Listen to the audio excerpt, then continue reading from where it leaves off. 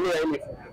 Tunajitahidi katika kubloki, tushaenda bandarini, tushaweka airport, tunaenda kila pahali. Lakini sasa kama unavyojua sisi binadamu kuna ambao wanaosikia na wasiosikia, na kuna wenye tamaa na walikuwa hawana tamaa, na wanaojua madhara hata ukiwafundisha wanaelewa na kuna wasioelewa. Lakini tunajitahidi kutoa vipindi vya redio, tunaelimisha watu kuhusu uingizaji wa mifuko plastic. Na sasa hivi haipiti katika njia hizi kubwa kama airport, bandarini, kuna njia hizo za Panya Road ambazo ndio zimepitishwa. Tunajitahidi kufuatilia na mwisho tunakamata, tunani. Si rahisi mtu kupita nao bandarini. Hii ya nguo hiyo inatumiwa na wengine inapitishwa Panya Road.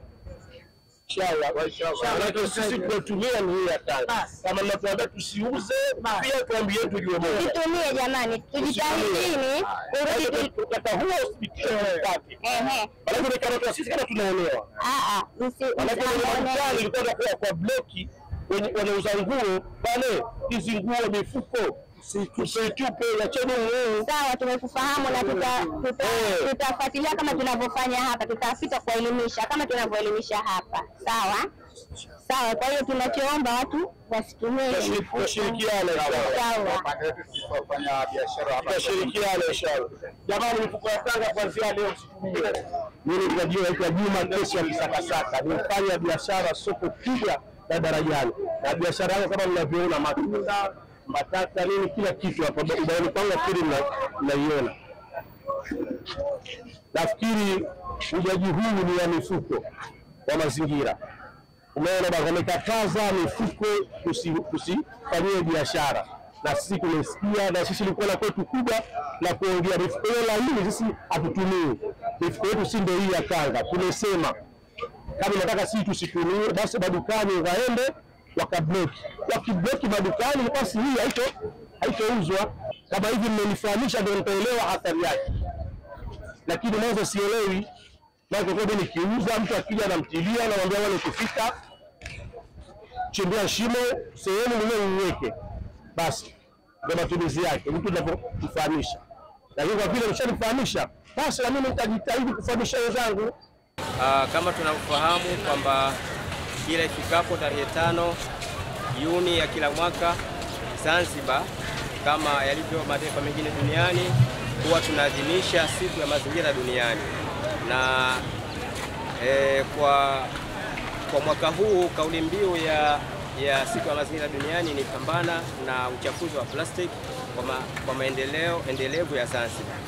Na tumeianza hili juma la siku ya mazingira duniani kwa shughuli mbalimbali kwa ajili ya kutoa elimu. Tumeanza kupita nyumba hadi nyumba kwa ajili ya kutoa elimu ya mazingira, na leo tuko katika soko hili la Darajani kwa ajili ya kutoa elimu kwa wafanyabiashara kuhusiana na madhara ya matumizi ya mifuko ya plastiki. Kama tunavyofahamu kwamba Zanzibar imepiga marufuku mifuko ya plastiki, na tunafahamu kwamba mifuko hii inapatikana katika maeneo kama haya ya biashara. Kwa hiyo tumeona kwamba badala ya kufanya zile operation za kawaida za kukamata watu, tuwe na mpango huu ama tuwe na mbadala huu wa kupita kwa biashara mmoja mmoja, kwa makundi, mlango hadi mlango, kwa ajili ya kuwafahamisha namna gani hili zoezi linaenda na dhamira yetu ya kupiga marufuku mifuko ya plastiki, kwamba hatufanyi kwa ajili ya kumkomoa mtu, isipokuwa tumefanya hivi kwa sababu ya kulinda mazingira yetu ya Zanzibar kwa ajili ya ustawi wa kizazi cha sasa na kizazi kijacho. Kwa hiyo hili ni zoezi ambalo tutakuwa tunalirudia mara kwa mara kwa ajili ya kuwaamsha wananchi na wafanyabiashara kwa ujumla, kuwakumbusha kwamba Zanzibar bado marufuku ya mifuko ya plastiki ipo na inaendelea, na sisi kama mamlaka ya usimamizi wa mazingira tutaendelea na juhudi hizi tulizozianzisha za kutoa elimu mtu hadi mtu, nyumba hadi nyumba, kwa wafanyabiashara wote na watumiaji wote wa mifuko ya plastiki, ili kuweza kudhibiti mifuko ya plastiki katika nchi yetu ya Zanzibar, ambayo sasa hivi tunajivunia kwamba utalii umeimarika, na utalii huu kuimarika kwake pamoja na mambo mengine, lakini pia na mazingira yetu tunatakiwa tuyatunze.